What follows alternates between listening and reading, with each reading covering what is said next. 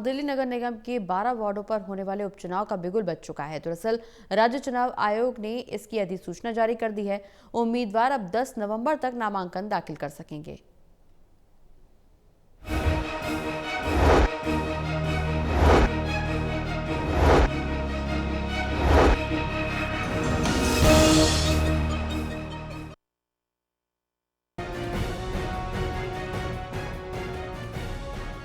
दिल्ली राज्य चुनाव आयोग ने सोमवार को निगम उपचुनाव की अधिसूचना जारी कर दी। इसके साथ ही 12 वार्डों में चुनावी प्रक्रिया शुरू हो गई।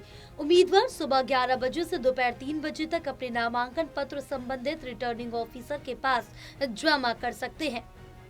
बता दें कि उपचुनाव में ward 35 Mundka, 56 Shalimar Bagh, 65 Ashok Vihar, 74 Chandni Chowk, 76 Chandni Mahal, 120 Dwarka B, 128 Dilshad Colony, 139 Narayana, 163 Mangol Vihar, 164 Tilak Nagar, 173 Rajouri Garden और 198 नरेला नगर शामिल है।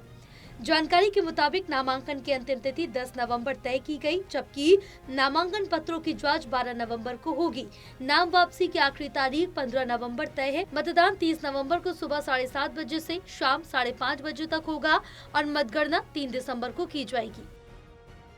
दिल्ली नगर निगम के 12 वार्डों पर उपचुनाव को लेकर दिल्ली के मेयर और बीजेपी नेता राजा इकबाल ने बड़ा बयान दिया। उन्होंने दावा किया कि बीजेपी इन सभी सीटों पर जीत दर्ज करेगी। पार्टी बहुत जल्द अपने उम्मीदवारों की घोषणा करेगी और सभी 12 सीटों पर जीत दर्ज करेगी। बीजेपी जनता के विकास कार्यों के दम पर सभी सीटें जीतेगी।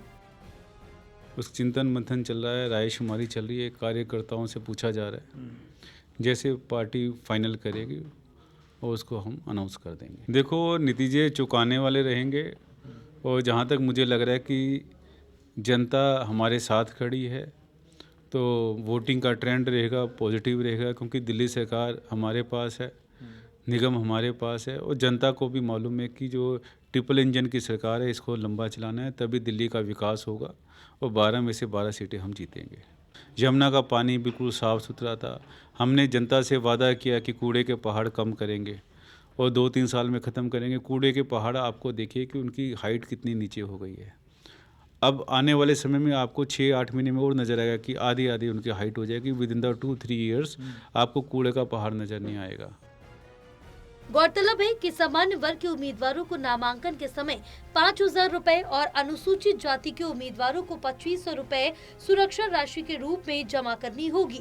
एक प्रत्याशी अधिकतम 8 लाख रुपए तक की चुनावी खर्च कर सकेगा। बहरहाल राजधानी की इन 12 सीटों पर उपचुनाव में देखना होगा कि किसके पक्ष में जनता का जनादेश जाता है। टोटल टीवी के लिए प्रणय शर्मा की रिपोर्ट।